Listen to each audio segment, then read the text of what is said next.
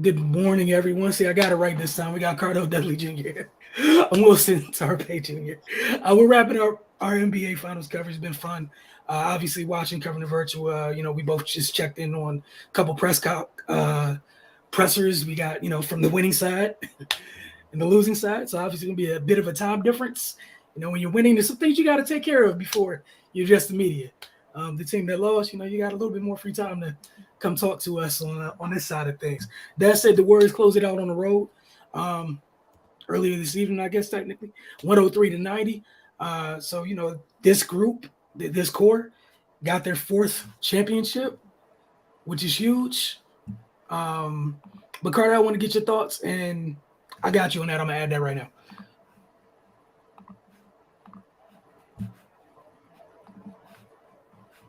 You hear me, Cardo? Yeah.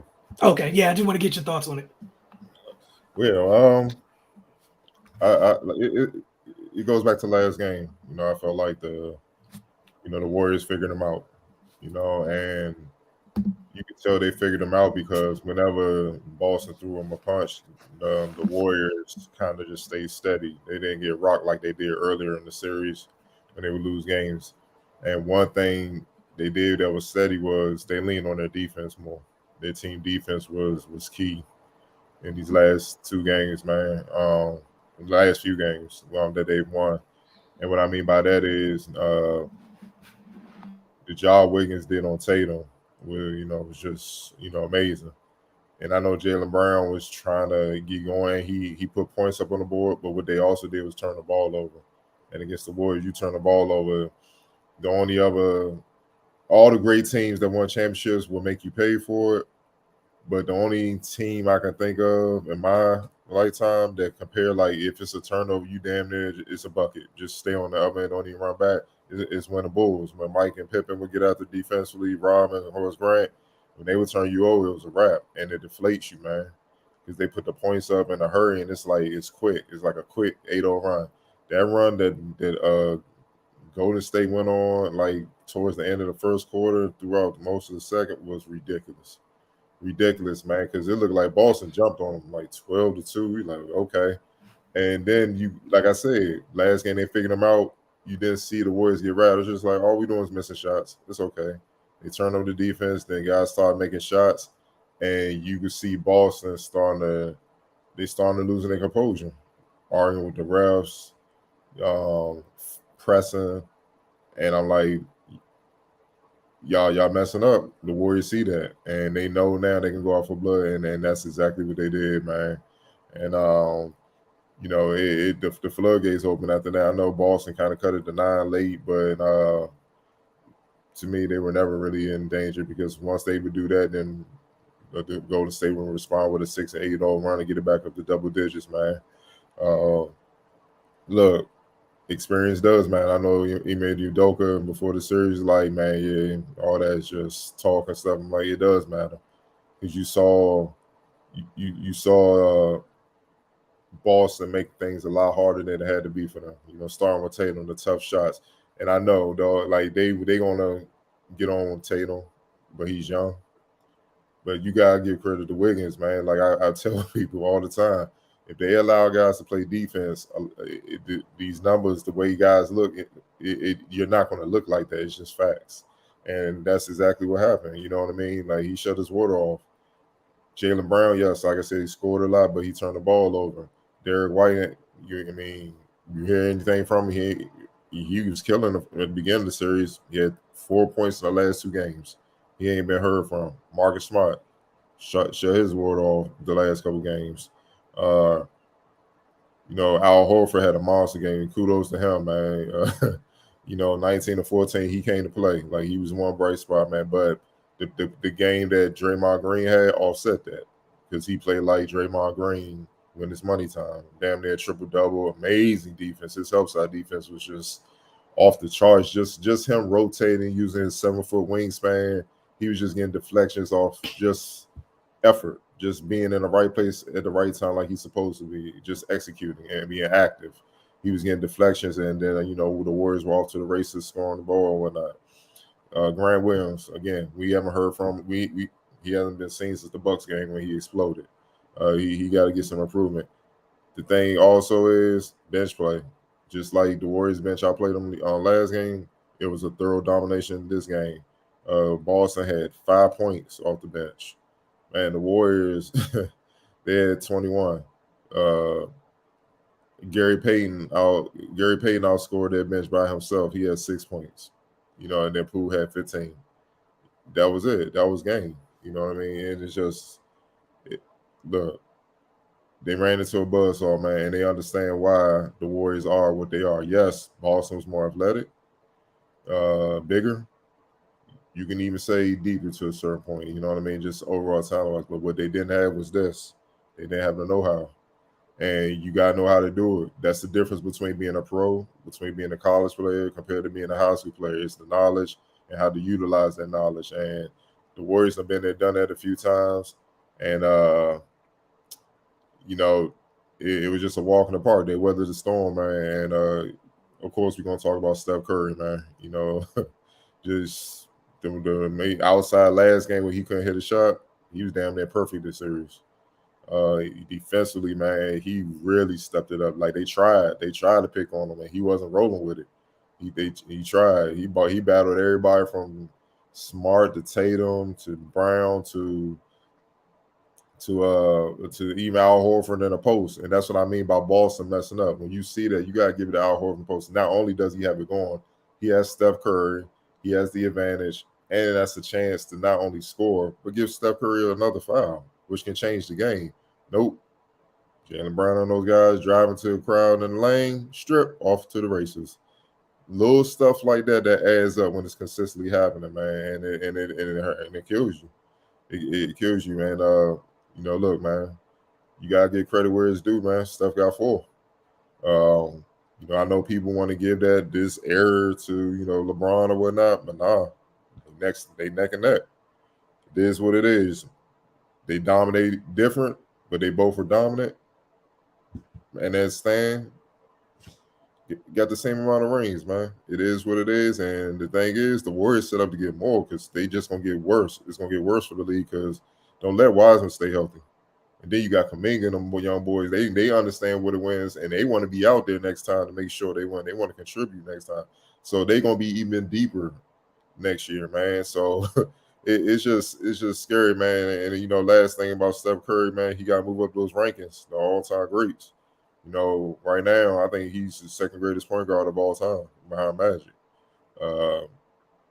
Everybody want to just stay stuck on the traditional way of playing point guard, but his way of making guys better is by leaning the entire defense to him because he's such a great shooter.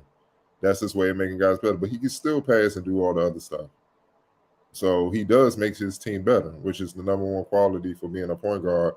On top of pretty much when he's approaching half court, you got to get up on him because if not, he'll hit him. You know what I'm saying? And that's his legacy right now. And the crazy thing is, it ain't over. You know what I mean? The Warriors just proved they're the greatest organization in the NBA. And they're set up to continue this run for a number of years, man. And it could get very ugly soon. Like they on their way, man. Like they could eat. Look, if they ain't, when it's all said and done, be tied with the Bulls for 6 and all that, or maybe even surpass, I would not be shocked because they're set up, man. Like them young boys are coming, and they gonna extend the careers of Steph, Draymond, Clay, and the owner don't give a damn about the checkbook. He like, as long as we win, I'm good. So as he should, and shout out to them for that. Not to cut you off. Right, and respect to them, man. Boston, good run. They're gonna be there next year. Get healthy, and especially Robert Williams, man. Like I saw the tweets you tweeted me. Like, I understand your anger; it hurts. Like to sum up how dominant defensively he is and he on one leg. That's what make it even more sickening. That damn pull up 3 Poole try to pull on him from like 30 feet, and he palmed that. That's what I'm talking about. Like, bro, he disrupts an entire end of the floor. See, you got all these analytic boys that never play the game. Yeah, I'm gonna call them out. They never play the game, and they don't understand that scoring is not the only way you can be dominant. Defensively, you can be dominant. Like, if his instincts, his ability to guard guards, his guard bigs, pick and rolls, switches, drop downs, recovery, sprinting the floor, getting blocks. I mean, damn, though. I'm trying to find somebody though. Like I can't really. Maybe Ben Wallace, but Ben Wallace can guard guards like he could. Ben Wallace can switch out at times and maybe recover, but like get low and actually stay with guards. Ben Wallace can do like Robert Williams. Like Robert Williams is a freaking nation, and it's a reason why he was 2-time SEC Defensive Player of the Year in his freshman and sophomore year, and he got drafted off his defense. That's why look, we talk about it all the time. That's why I wanted him in DC because they haven't had that. I don't know when the hell they had that interior presence defensively where he could shut down a whole end of the floor, and he takes pressure off you defensively, where guys can continue. Like if they're not that strong, he could buy them some time where they can become better defenders and stuff like that, man. It's just he's a game changer, dog. He really is, man. And there was stretches there where he was single-handedly willing the Boston Celtics back into the game. But nonetheless, man, they'll be back. They're young, you know what I mean? And this was a learning experience, but they're gonna definitely be back in the mix next year, and they're gonna be pissed. So I expect them to make another run. But right now it's about the Warriors. They got 4, and I don't see them going anywhere anytime soon. Yeah, that's the biggest takeaway from tonight, right? Is that maybe finally, and not everyone, but there's been a large group of people, like. And some folks did this when the Spurs were doing what they were doing too. Stop disrespecting folks' accomplishments when they're doing things as a group just because maybe you don't like who's doing it. It's absurd. Like the Warriors should have been earned respect. Feel like going into the series they didn't get the respect they should have deserved going into it. And obviously, first off, hell of a year for Boston for that young group. You know what this means as a group being this young, this experience right here, you can't put a price on it. Obviously, it doesn't always mean you're going to be back, but Lord knows they're in a great position to get back. Like you said, I think you summed it up perfectly. They're at the very least, they're in the mix because they get to come in the next year. Now you're took a step closer to some of the other teams whose star players have had final experience. You now have final experience. Maybe not one, but you have it now. Going into this year, you didn't have it. So as a group, this experience right here is this year's experience. It didn't work out, but you have this going forward. Like you said, it's going to be something that eats at you. And yeah, they're going to be pissed. They're going to be pissed until they get back and right this wrong. But for Golden State, yeah, man, all the absurd things have been being said since 2015. Yeah, hopefully they could just be put to rest. And what we saw again is the core is special. That organization is special. And what makes them special is kind of like the Spurs way, where the top guy is so quiet and humble, everybody just acts like they're not dominant, like they're not special. They are.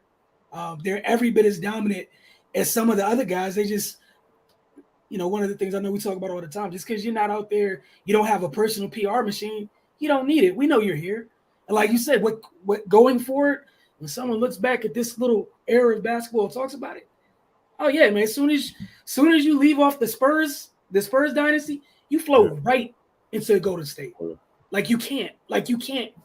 And the other thing, the beautiful thing that ties all together, your coach is tied to the group before that too. And kudos to him. So maybe I'll start putting just general respect needs to be given to organizations and teams and groups that win multiple championships. They're in this run too many times. Everyone gets excited about the hot new thing like they're here. We were telling y'all last year, to a man, everybody on our side of it, they're coming. They got here. This is not a shock. And the craziest thing is, just like Boston's youngsters got experience, like you said, the Golden State youngsters, they were here, but they didn't get to fully participate in the finals. Like they're chomping at the bit. Like, can I contribute next time? Like, I would love to be able. Like, I want some of those bench minutes. And what do you think that bench looks like when you're coming off with that? They're going to be improved. But yeah, Steph, Clay, Draymond, and this is where Boston messed up. Some of the things where they fell short, the opportunities that were missed. You mess around like Draymond slowly worked himself back into the series, and of course he was full Draymond for the closeout game because of opportunities not capitalized upon earlier. You had every chance to go up 3-1 in this series, and this is not an indictment on Boston. It's just an example of, like Cardell said, experience. Some people, acted like it wasn't a big deal or whatnot, and it mattered. They literally ate the haymaker to start this game. Mm-hmm. Ate it. And then they went on a 21-0 run, something that hadn't been done in the finals in 50 freaking years. And that run was absurd too. It wasn't just a counterpunch. It was a flurry. Mm-hmm. Like, you know what I'm saying? It was a flurry. It was one knockdown short of a TKO. Like, that run was crazy. Then obviously Boston get back in the third quarter with no resilient. Like, big ups to Al Horford was huge in the third quarter. JB got going. But again, what was quiet during that stretch when Boston got going, Steph wasn't shooting much. And then when time got going, we got to the fourth. I think everybody knew what time it was. And he was doing it by getting to the basket. And I think that's one of the biggest things that have been ignored why everyone tries to copy Golden State. Like, look at the whole picture and copy it. Don't pick and choose. Don't just look at the 3-point shooting. Defensively, masterclass defensively this series. And in fact, you were talking, I think it was on the Focus this week or one of these other recaps. Steph and the work he did physically in terms of lifting this year was huge, especially on the freaking defensive end.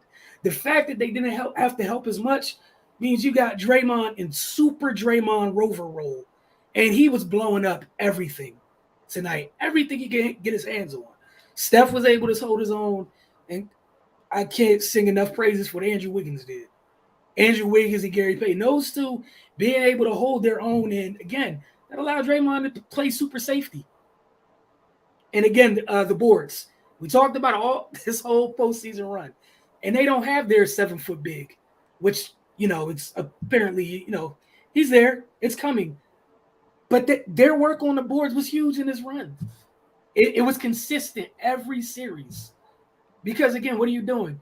You're giving one of the best shooting, two of the NBA's greatest shooters extra possessions, extra looks. You can't live like, I don't care how good your defense is. You can't live like that. And yeah, like with the Rob Williams thing, look, man, I got it, but I didn't get to that level of anger until I think it was around when he blocked that Jordan Poole jumper. I was like, all right, look, this is freaking absurd. He's a freak. Yeah, it's just absurd. He's a one-man wrecking crew on that end, man, and you don't let that go. No. And, a couple teams psych themselves out talking about all-court problems. Like, man, please, man, you ain't heard nothing. He's a model citizen, and now you got to deal with him in the conference for a long time, you know what I'm saying? So for him, it's just getting healthy because, like I said, he did all this on one leg. Yeah. Like, what happened when he got both legs? And now even though they lost, we've been there. All right, we know what we need to switch. And it's just, like I said, the little things, man, like you said, rebounding. I think obviously turnovers, but the Warriors are right behind them in that. It's just that, like I said, they got to know how to capitalize off those turnovers. You know what I mean? So offensive rebound, the Warriors had 15 to their 11. Those hurt. Look, they the shooting percentages were damn near identical. You know what I'm saying? Like I said, it's just little things. They score more bags off the turnovers, whatnot. Offensive putbacks moving without the ball, man. And we talked about this coming into the series. And it's funny how people gonna look at Boston funny. I got people hit me up like, man, Boston need a true point guard to get them in the set. I'm like, y'all wasn't saying that the first 3 rounds, dog. No, we're not doing that. This is the Warriors' defense. No, we're not gonna do that because when they beat KD and Kyrie, wasn't nothing about no true point guard being talked about. When they beat the Bucks with Drew Holiday and those guys, wasn't nothing about no true point guard being talked about. When they beat Miami, and when Miami wounded took them in 7 games, it wasn't nothing about no true point guard. So Marcus Smart had to deal with Kyrie, Drew Holiday, and Kyle Lowry. And all 3 are championship point guards. They won championships before. And he had to get through those and do his thing to get to this point. You know what I'm saying? But I was like, coming into the finals, the Warriors are a different animal, man, because take it as a guy that usually, you know, I was one of, but not the best defensive player on every team I played on. I mean, the best defensive player on every team I played on. I always say I had trouble with guys that move without the ball, and you got to run around a bunch of screens. If it's the wrong angle, you're done. It's pretty much a bucket. You know what I'm saying? Especially because they normally can shoot.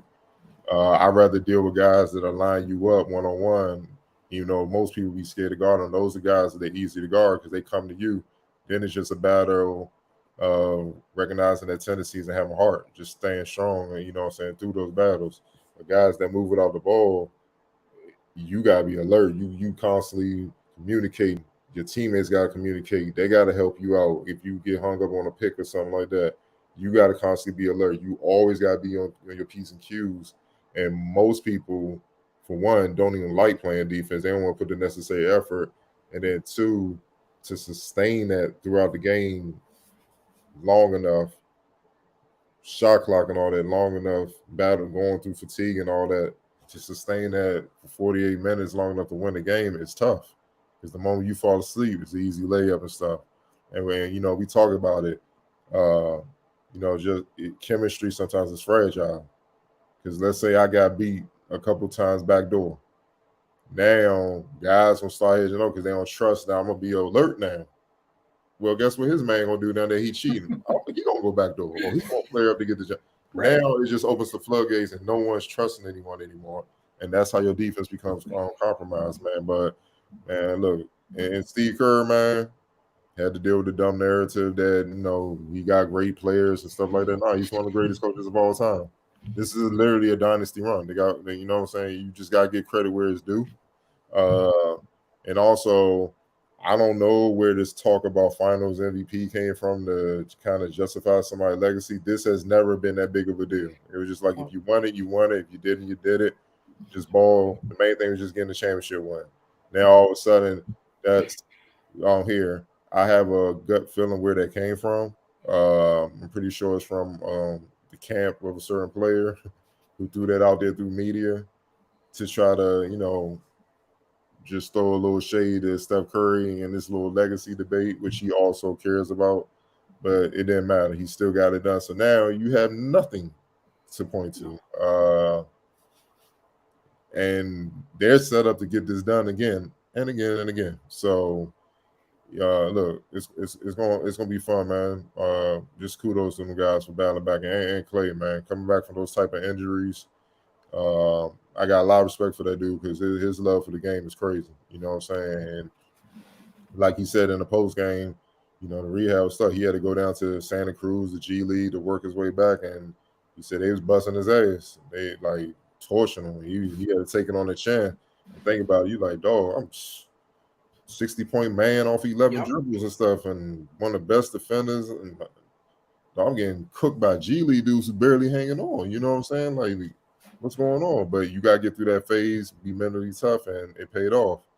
You know, he champion again. So man, look, I love the Warriors franchise a lot, man, because they don't do the shortcut way. They actually build and develop. And I think that's the best way you can sustain excellence in any pro sport, any pro league, man. Because you build a homegrown products and you're developing them, they learn in your system. So for the most part, your roster is homegrown. So when you do need to add a key free agent, like even when KD came or Wiggins or something like that, they automatically buy in there because the rest of the roster is on one page where this is our culture. It's similar to Miami. You go to Miami, it's a certain culture there, and you won't have to buy in or you won't be there long. But it equates to winning, so you can't argue with it. You know, it is what it is, man. They deserve the ring. It was a great series, great season for them. And, you know, a lot of people, Steph, Clay, Draymond, you know, especially Wiggins. You know how I feel about Wiggins, man. They shut everybody up. Now everybody got to be quiet. I just want to see if guys can be just as loud talking, giving them props as they were when they was talking shit. You know what I'm saying? But we all know how it goes. They're not going to be nowhere to be found. And at least CJ McCollum, shout out to CJ McCollum. At least he sent out the tweet to Draymond, like, you know, now I got to explain I was wrong and stuff. You right, you know, give him props where it's due. But everybody ain't built like that. So, you know, we'll see how it goes tomorrow. Yeah, that's the disgusting part about it because, again, like, just like somehow the Spurs got ignored by current, today's current group of wonderful folks, even though they played against, some of y'all's favorite players. Kind of interesting how y'all forgot. You can't ignore what they did, all right? Like, it's just not that hard. Sports is simple. Whoever came out on top, at the end of the day, they deserve respect until they're dethroned. Simple. It shouldn't change because of how you personally feel. And we got too far away into how I personally feel, what I wish would happen, what I, doing mental gymnastics. Andrew Wiggins is a champion. That's it. Like, however y'all might have felt, that's what it is. He played a major impact. He played a major role on a team winning the championship. Y'all got to let that go. Steph Curry is a bad man. He's what all this been built off. Y'all got to let it go. He doesn't need to say anything about it. You've never heard one person that played over there say anything bad about it. You've heard people on the outside say everything. People that were there, ain't nobody ever say nothing wild about Steph. There's nothing bad to say. And you talked about Klay. Keep this in mind. Like I think one of the things Steve Kerr said, I think that was huge. One of the most unlikely. This is Klay's first year back after 2 devastating injuries. He can only get better from here as he tries to recover. I'm not talking about maybe becoming exactly what he once was, but you can improve it as you get back from this. Learn how to live with the new you. Like, he hasn't even had a chance to do it, which is why Wiggins was so important. Draymond, and again, Jovan, we had some comments. The vet course special with a group of young guys following right behind him. And Cardell, you've been saying it like that. I think that's the biggest part. I don't think people fully grasp that part of it. Bro, they possibly got a David Robinson coming. Like, this waiting. That's sick, bro. You got a David Robinson and talent. He got to put it all together on the floor mentally and all the intangible ways to make it complete. But talent-wise, he's on par with David Robinson, bro. And you got that coming that's just going to be there next year on top of what they have now. You see how we was like, well, the Celtics are clearly more athletic across the board. That won't be the case next year with Kuminga and Moses Moody and Wiseman there. Like, you could throw a lineup where it's like Steph, Wiggins, Moses, Kuminga, and Wiseman, bro. Then that more athleticism, that don't apply no more. You feel what I'm saying? See, what if they meet again and now you got Wiseman battling Rob Williams again? Now, I'm interested in seeing that because Wiseman could very well have the same type of defensive impact for the Warriors that Williams has for Boston. That's scary. That's scary as hell, man. So, look, man, because now they're not satisfied because, like they keep saying, we know how it feels to go back down that damn mountain. They're not trying to go back, buddy. Nah, bro. They trying to stay on top until they like, all right, we done. We gonna retire. So, look, all right. And me and Wilson, look, we've been saying this is coming for 2 years. Oh, it's on wax, and I can't wait to break. Hey, soon as my young boy is ready, I'm going to be insufferable. I'm pulling that clip every 12 seconds. Just know that. Insufferable. Because some of y'all were tripping. They should have took this. They should have took that. Should have took LaMelo Ball and all Anthony Edwards. I like both of those young dudes, but y'all, do y'all understand why and that happens a couple years after he gets drafted? All of a sudden, the bigs start mattering a little bit more in this league. Mm-hmm. They have one. Bro. Like, they have one in waiting. And then even one of the things with Poole, one of the things that kid, obviously you won a championship. You know what? You have no excuse to do now. Steph's a good defender, bro. You're going to have to go figure that out to play. Yeah, that's bad. He's woof. He's not like Harden don't care. He just don't care. Like he just don't care. This dude is like actually trying and just bad. And I say this all the time. It's lonely out there when you fool, bro. And the NBA is heartless with them. When they know you can't guard, man, scream. No, don't try to hide over there. Hey, they got 24 seconds to find you.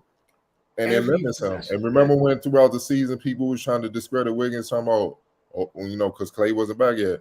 Oh, who's their second best player, man? I'm like, bro, chill out. It's the regular season. He playing against guys that don't play defense either. That's why they were at the crib watching.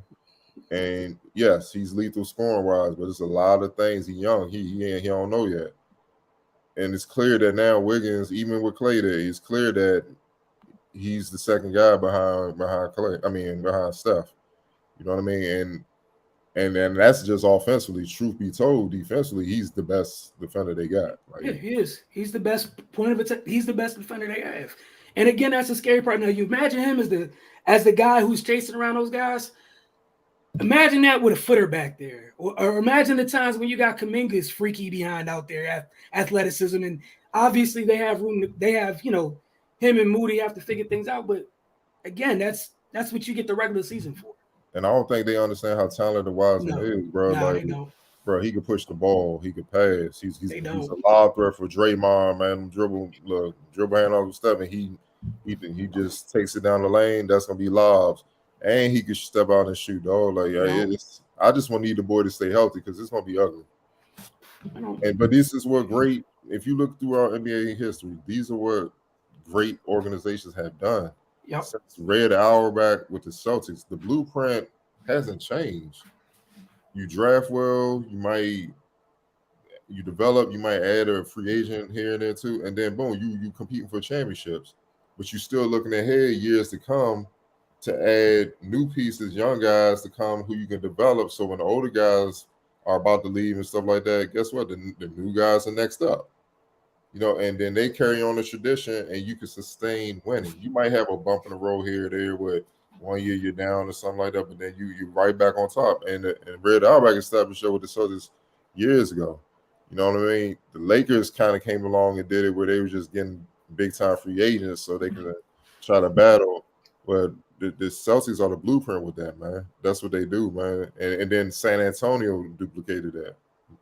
You know what I'm saying? It's just, I like that pedigree. I like that move, man, because it's hard to bring in a bunch of talented free agents and get them to be on one accord. It's just hard, man, because obviously if you need them, it ain't much of a culture because you've been losing. Right. They come in with their own set of ways of doing things and egos and all that, and it's just tough to bring that all together and win in the NBA, man. Yeah, you trying to take like a 24-step process and shrink it down to 6. Yeah, sometimes talent might be the great end all be all, but it's hard to do all that. Versus something where, to what you're talking about, something like this where, right, it's established. Down the roster, it's established, and like you said, it's one outside guy, and you have no choice but to fit in and buy in. Yeah, and then all this other thing about them being old, they looked a lot better, as far as conditioning they look down fine. the stretch than the young boys on Boston. You know why? They understand how to take care of their bodies at this point in time in the season. They understand what to do, man. That's part of experience. They understand recovery. They understand when to get a nap in, what to eat, what to drink, how to stretch. Do I need to hit the weight room today a little bit before the game? You know what I'm saying? Sustain my strength and stuff. It's little things that they know how to do that Boston, with this being their first time, they just had no clue and they got to learn. And that takes time, man. So, look, man, the Warriors ain't going nowhere. Boston's set up to be right there in the future. The league's in good hands, man. It is what it is, bro. This era belongs to the Warriors, man. And it's really that simple. And we're gonna sign out a note. Appreciate Kirksey and Javon, you guys, and anybody else tuning in the comments. And as always, Robbie be back in the morning. I'll be back in the morning either by myself or with somebody else. This is still what we're gonna be talking about, all right? But keep in mind, like the NBA off season's like quick. Like we're literally I think the draft's like 8 days away. Yeah. Or it's next week or something like that. And then like 2 weeks later, summer league. So again, now the fun part is, right, we get to see it kind of a league in a different space react to the Warriors winning again. We'll see. I'm interested to see how people react to it. That's all I'm here for. But again, congrats to the Warriors, congrats to the Celtics to making it here, our fourth series. And I've thoroughly enjoyed this year's postseason all the way through. And hopefully people don't get upset. Don't go changing these rules back. I don't want to go backwards. Nah, let basketball be allowed to be played on both ends, man. Yeah. And also, I'm just going to end it with this. Yes, that boy Wiggins do got a lot of heart, huh? Hey, man. Locked up. Y'all have a great night. Well, have a great day. Have a great day. And I'll see some of you in like 7 hours.